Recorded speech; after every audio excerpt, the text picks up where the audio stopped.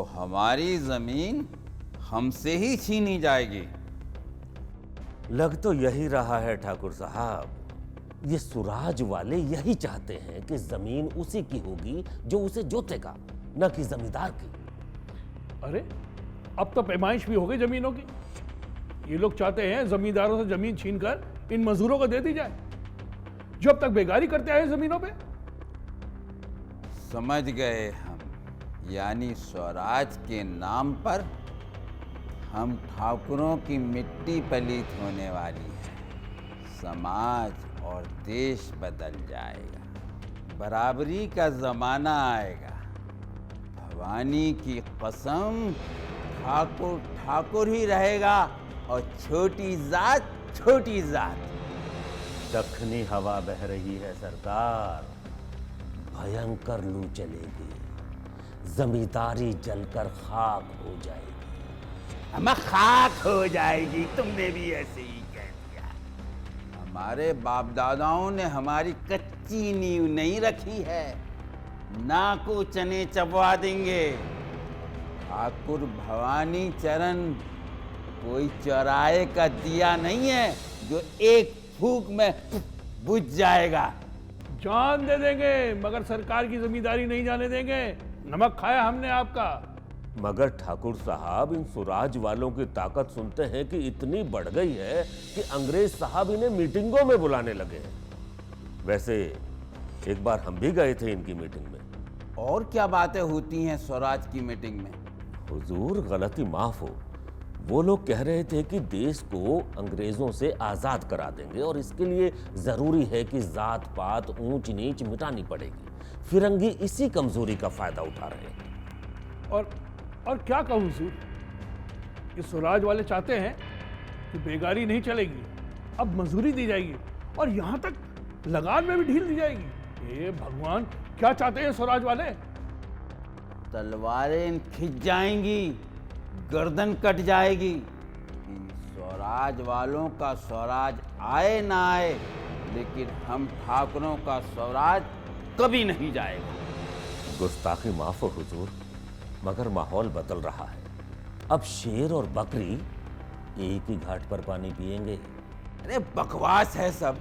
इन लोगों का दिमाग खराब हो गया है। राजनीति हमने बहुत की है, हमारे बाप दादाओं ने भी बहुत की है। आखिर जात पात भी कोई चीज होती है।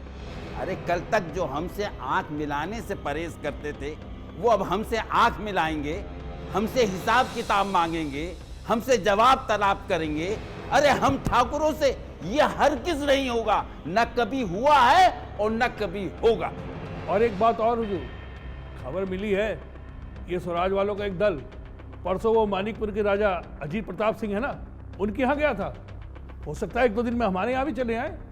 खरी खरी सुना दीजिएगा सरकार, आखिर समाज बिरादरी भी तो कोई चीज है, और फिर सब बराबर कैसे रह सकते हैं?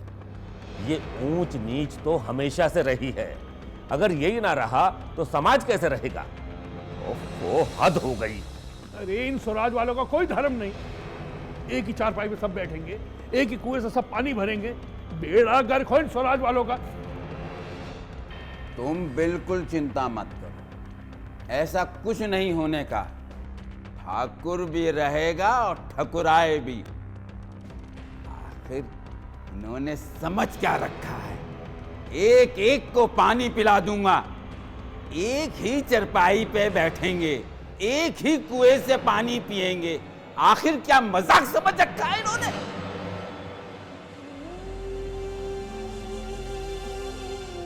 कितनी दफा मना किया था, जितनी हिम्मत हो उतनी मजूरी किया करो। हम दो ही तो प्राणी हैं, रूखी सूखी खा लेंगे, भूखे पेट सो जाएंगे। मगर तुम मेरी सुनो तब ना। अब पड़ गए ना खटिया पर, अब तो अच्छा लग रहा है ना तुम्हें? लगान की रकम कहां से जुड़ेंगे, लेकिन इन जमींदारों को कौन समझाए? आधे बीघा जमीन में फायदा ही क्या होता है, उस पर भी मजदूरी करनी पड़ती है, तब कहीं जाकर दो चार दाने जुड़ते हैं। पता नहीं हम गरीबों का कौन सुध लेगा? कोई नहीं लेगा। इसलिए कहती हूँ उतना ही काम करो जिसमें जिंदा रह सको। अब कर ली मजूरी। अरे गरीबों के लिए तो बीमार होना भी श्राप है, श्राप। घर में खाने को दाना तक नहीं है, हारी बीमारी में कौन करेगा दवा दारू हमारी? चारपाई पकड़ ली तुमने। अरे तू तो जमींदार से भी ज्यादा कड़वा बोलती है। तू रहने दे, मैं ठीक हूँ। ठीक हो? पूरा शरीर भट्टी की तरह तप रहा है तुम्हारा और कहते हो ठीक हो? अरे ये बुखार है कि क्या है जो जाने का नाम ही नहीं लेता? चुप करके लेटे रहो। मैं वैद्य जी से अभी काढ़ा बनवा के ले आती हूँ। गांठ में दम तो है नहीं। वैद्य जी कोई रिश्तेदार लगते हैं जो दवा सैंत में ही दे देंगे? मैं कुछ भी करूंगी लेकिन तुम्हें बीमार नहीं छोड़ूंगी। हाथ जोड़ूंगी उनके। कुछ भी करूंगी पर अपनी जान की पूरी कोशिश करूंगी वैद्य जी के पास जाकर। वो इतने निर्दयी नहीं है कि गरीबों की ना सुने। मेरी माँ तो तू रहने ही दे। थोड़ा सा ताप लग रहा है, कल तक ठीक हो जाऊंगा। क्या? और दवा दारू के बिना तुम्हारा बुखार और बिगड़ गया फिर? बिगड़ता तो बिगड़ जाए, पर तू वैद्य जी के आगे गिड़गिड़ाने में तो मत जाइयो। क्या होगा, मर जाऊंगा। वैसे भी हम कौन से जिंदा हैं? जो परमात्मा चाहेगा वही होगा।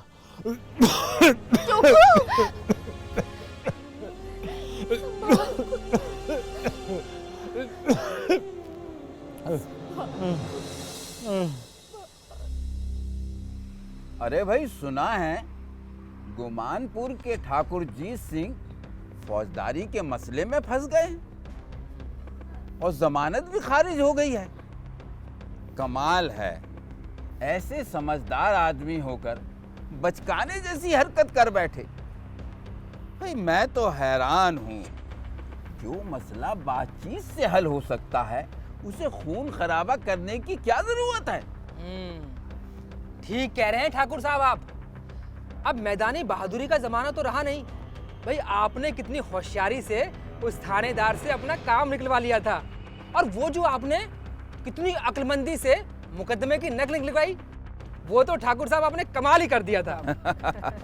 सब कहते थे कि नकल नहीं निकल सकती, कोई 5 मांगता तो कोई 10, पर आपने बगैर पैसे ही नकल निकलवा ली। भाई काम कराने का ढंग चाहिए, और हमारे ठाकुर साहब को काम कराने का ढंग अच्छी तरह से आता है। भाई इसीलिए तो ये हमारे ठाकुर साहब हैं, हमारे भगवान हैं, और हमारी रोजी रोटी इन्हीं के सहारे तो चलती है। अरे जरा वो किस्सा तो सुना, जब ठाकुर साहब ने उस गडरिये की भेड़ चुरा ली थी। ठाकुर साहब वो तो आपने वाकई कमाल कर दिया था। उस बेचारे गडरिये की भेड़ ही गायब कर दी। वो बेचारा गडरिया पूरे गांव में अपनी भेड़ ढूंढता रहा, लेकिन उसे अपनी भेड़ कहीं नहीं मिली। भाई मिलती भी कैसे, वो भेड़ तो लोगों के पेट में जो थी। कितना शानदार गोश्त बना था उस दिन। भाई वाह, ठाकुर साहब मजा आ गया। ठाकुर साहब ऐसा मौका फिर कभी नहीं आया। भाई ऐसा गोश्त तो कभी कभी खाने को मिलता है। अच्छा भाई, मेरी तारीफ बहुत हो गई। अब तुम लोग घर जाओ, यहाँ कुछ लोग आने वाले हैं, सियासी मसले पर बातचीत होनी है। ठीक है ठाकुर साहब, नमस्कार। नमस्कार। हम लोग चलते हैं, चलिए। नमस्कार।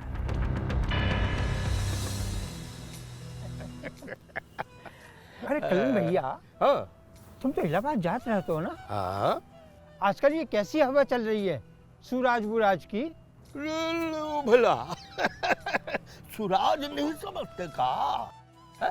अरे ई सुराज अपना राज, अपना देश, अपनी सरकार और अपना कानून, देश का कानून। ये होत है सूराज। हाँ। अंग्रेज लाएंगे?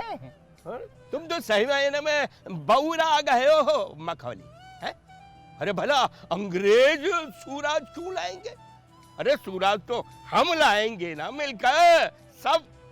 खैर देखो का होत है। अरे अब दुर्दिन गए समझो। गरीबन की सुनवाई होगी। ई जात पात मिटी है और आगे भी बहुत कुछ होगा। हाँ अरे सही कह रहा तो है कल्याण भैया, का ये सब सही में हुई? सब ही होगा। सूरज आई तो सब बदल जाए।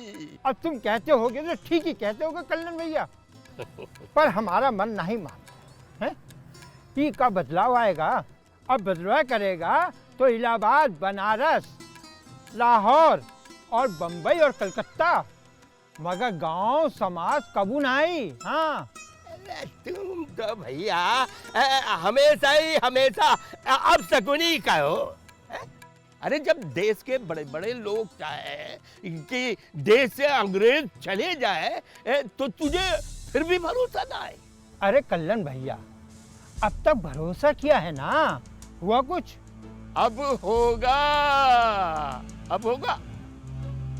अरे कल्याण भैया, का साहूकारन का कर्जा नहीं देई का परी, का बेगारी नहीं करी के परी हैं? अरे जमींदार का जमींदारी खत्म हो जाए का लगान नहीं देगे परी। अरे कतौ कुछ ना होई, ये सब तमाशा है। पगला गए हैं, बवरा गए सही मायने में। हमेशा जब देखो आए बाए ऊट पटांग बकता ही रहता। अरे बरुआ तो तुम गए हो, पहले तो अंग्रेजन के पीठ पछलगुआ बने बने फिरते थे हैं? अब मौसम बदला ना तो सूरज का दामन पकड़ लिया हैं? ये लो। अरे हमका पागल समझते हो का हैं? बड़े आए नेता बनने। अरे गांव में एक कुआं तो है नहीं, आए सूरज नहाने। अरे हम पागल हैं का? ना आई तो हम पागल हैं।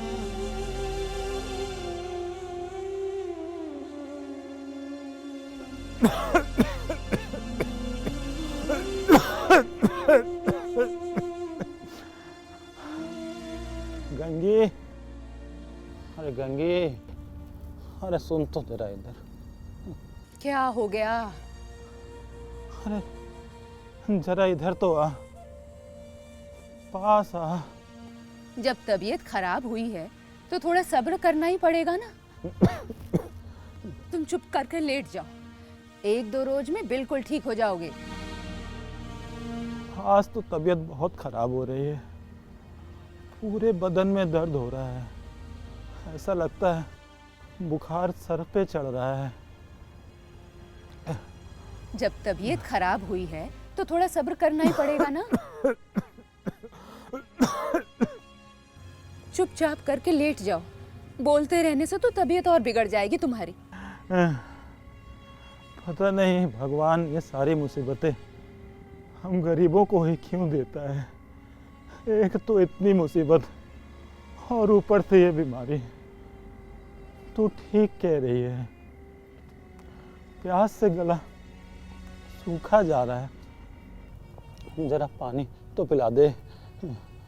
पानी अभी देती हूँ। ये ले पानी।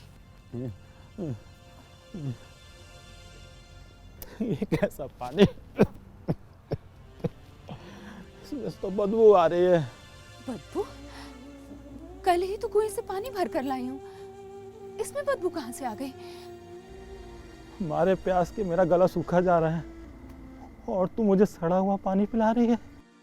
मैं देखती हूँ।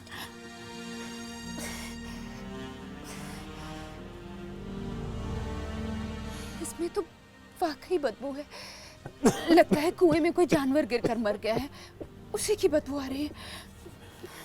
तू ठहर, हाँ? मैं तेरे लिए दूसरा पानी लेकर आती हूँ। कह तो तू सही रही है, लेकिन ठाकुर के कुएं पे तुझे पानी भरने कौन देगा? वहाँ तो तुझे दूर से ही लोग डांट भगाएंगे, और साहू का कुआं वो तो गांव के दूसरे किनारे पर है।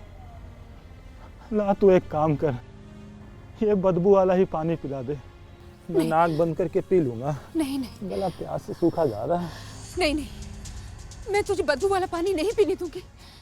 अगर ये पानी पीकर तेरी बीमारी और बढ़ गई तो क्या होगा? नहीं, दूसरा पानी। दूसरा पानी?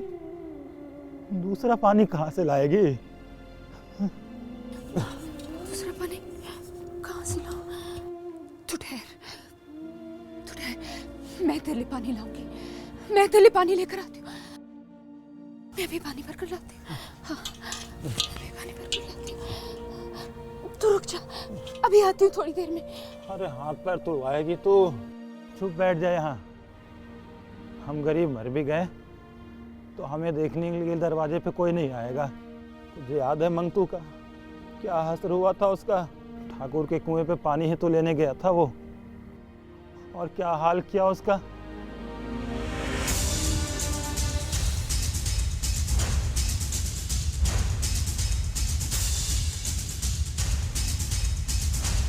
अरे अरे आइए देखिए, ये कौन कुएं में पानी पी रहा है? अरे ठाकुर साहब का बिल्कुल भी डर नहीं है।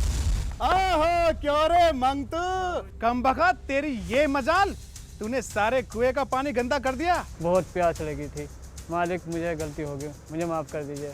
माफ कर दें ताकि तुम और तुम्हारे जैसे लोग कुएं के पानी को गंदा करते रहें और उसे पीते रहें।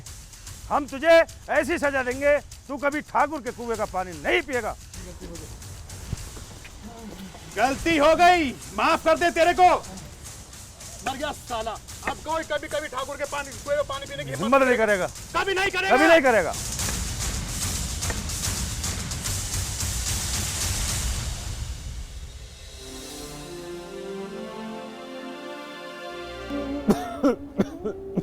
नहीं, तुम चिंता मत करो, मैं चुपचाप कुएं पर जाऊंगी, कोई नहीं देख पाएगा मुझे। हाँ, उस कुएं से सारा गांव पानी भरता है, सिर्फ हम लोग ही पानी नहीं भर सकते। हम लोग क्यों नहीं भर सकते कुएं से पानी? क्योंकि हम छोटे लोग हैं, इसलिए। और वो ऊंचे लोग हैं, ऊंचे लोग। चोरियां वो करते हैं, फरेब वो करते हैं, झूठे मुकदमे वो करते हैं। उन्हें तो कोई भी कुछ नहीं कहता। जानते हो, वो ठाकुर, उसने गड़हरी की भेंट चुरा ली थी और उसे मार कर खा गया था। वो साहू घी में तेल मिलाकर बेचता है, और वो जमींदार, वो हमसे पूरी पूरी मजूरी कराता है। पैसे देने में नानी मरती है उसकी। ये सारे गंदे काम ये लोग करते हैं, तभी तो ऊंचे कहलाते हैं। ठेकेदार गांव की औरतों को गंदी नजरों से देखता है, फिर भी वो ऊंचा आदमी है। तू चिंता मत कर, मैं भी देखती हूँ कौन रोकता है गंगी को।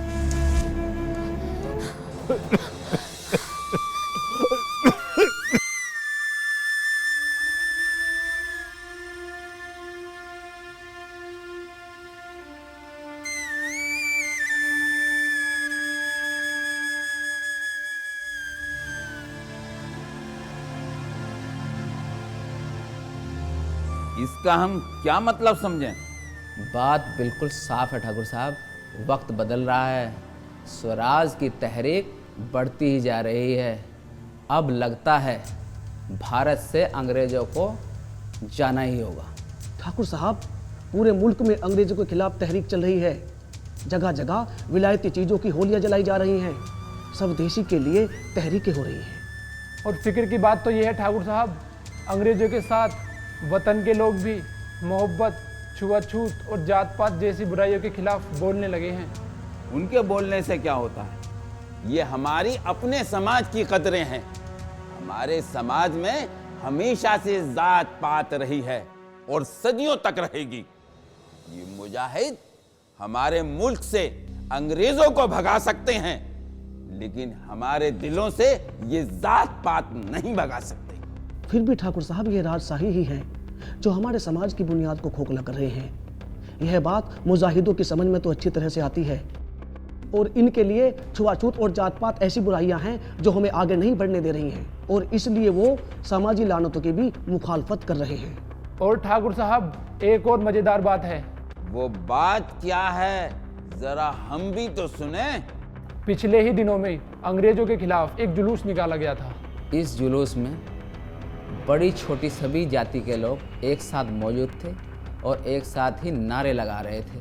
जात पात जैसी बुराइयों के खिलाफ एक ही आवाज़ में बोल रहे थे। समाज के सभी तबकों के लोग एक साथ मौजूद थे। ऐसे लोग जो एक साथ बैठकर खाते पीते नहीं थे, वो लोग एक साथ एक मंच पर थे। तुम कहना क्या चाहते हो कि हमारे गांव से छुआछूत खत्म हो जाएगी? क्या हम लोग एक साथ एक कुएं से पानी पिएंगे? क्या हमारे समाज में ये ऊंच नीच नहीं रहेगी? हमें क्या उन लोगों के साथ बैठना पड़ेगा जिनको हम 4 कोस दूर से देखना भी गवारा नहीं करते? ये तो हम नहीं कह सकते ठाकुर साहब, लेकिन इतना साफ दिखाई दे रहा है कि अब छोटी जाति के लोगों पर जुल्म सितम करना आसान नहीं होगा। ठाकुर साहब, कम से कम स्वदेश की मांग करने वाले मुजाहिद तो यही चाहते हैं। अरे उनके चाहने से क्या होता है? वो लोग तो बरसों से चाह रहे हैं कि अंग्रेज इस मुल्क से चले जाएं। क्या वो चले गए? इन लोगों के दिल से ये जात पात कैसे निकल जाएगी? ये इतना आसान नहीं है। हम ठाकुर हैं और ठाकुर लोग इस गांव में इज्जत से रहते हैं और इज्जत के लिए हम कुछ भी कर सकते हैं। हमारी तो यही सलाह है कि आप कुछ दिनों के लिए ही सही, चाहे दिखावे के लिए ही सही, लेकिन ये ऊंच नीच जात पात का भेद भूलकर और सबके साथ बराबरी का सलूक किया जाए। जब हालात बदल जाएं, तब जैसी मर्जी आपकी हो वैसा करें। आप लोगों के मशवरे का बहुत बहुत शुक्रिया। हम ठाकुर लोग जैसे चलते हैं वैसे ही चलेंगे। आगे जो भी होगा हमें उससे भी निपटना आता है। ठाकुर साहब, हम तो आपको समझाने के लिए आए थे ताकि आप किसी मुसीबत में न पड़ जाएं। बाकी आपकी मर्जी। अच्छा, तो अब हम चलते हैं। आप अपना ख्याल रखिएगा। नमस्कार। जाइए जाइए। खाना खाने बैठे और हुक्म कर दिया कि ताज़ा पानी भर लो। हम लोगों को तो आराम से बैठा देखकर लोगों को जलन होने लगती है। ये तो होता नहीं, खुद कलसिया उठाकर पानी लेकर आ जाए, बस हुक्म कर दिया ताज़ा पानी ले आओ। अब और ज़्यादा जी न जलाओ दीदी, यहाँ तो एक पल भी आराम करने को तरस गए हैं। अगर इससे कहीं ज़्यादा काम दूसरे के घर करती तो कहीं ज़्यादा आराम करने को मिलता। यहाँ तो काम करते करते मर गए, लोगों का मुंह सीधा नहीं होता। लो दीदी, घड़ा पकड़ो, पानी भरो और चलो।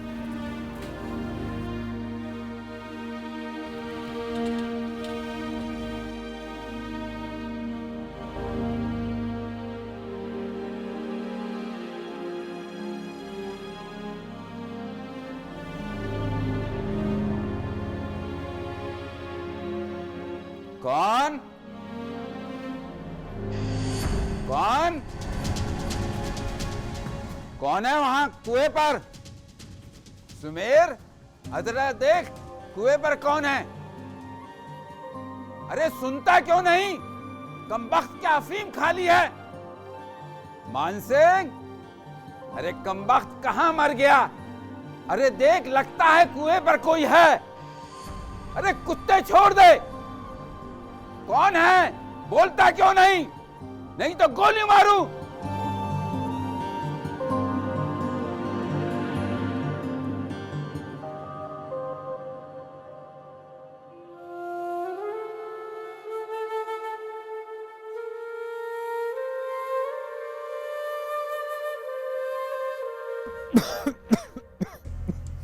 पता नहीं कहाँ मर गई।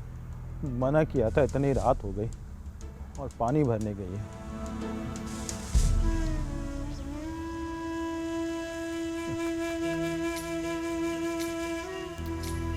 लेकिन बेचारी गई तो है मेरे लिए ही पानी लेने ना। पानी, हम गरीबों को पानी के लिए कितना सोचना पड़ता है। क्या मुल्क के आज़ादी के बाद हमारी पानी की परेशानी खत्म हो जाएगी? लेकिन अगर किसी ने गंगी को ठाकुर के कुएं से पानी भरते देख लिया तो हमारी आज़ादी तो आज ही खत्म हो जाएगी।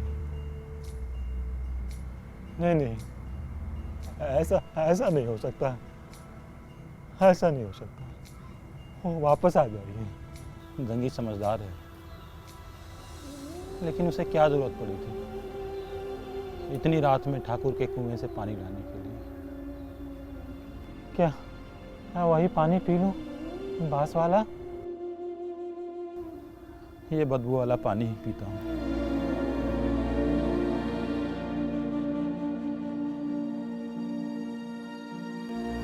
हाँ हाँ हाँ, यही ठीक रहेगा। मुझे बदबू वाला पानी पीना ही पड़ेगा। अब नहीं राज।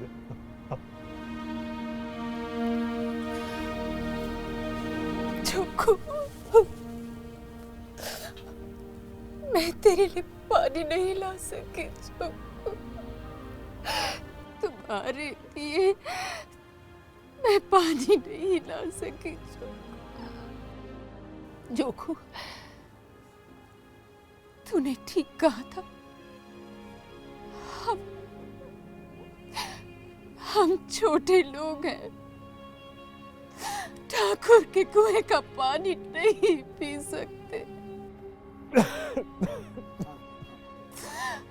नहीं पी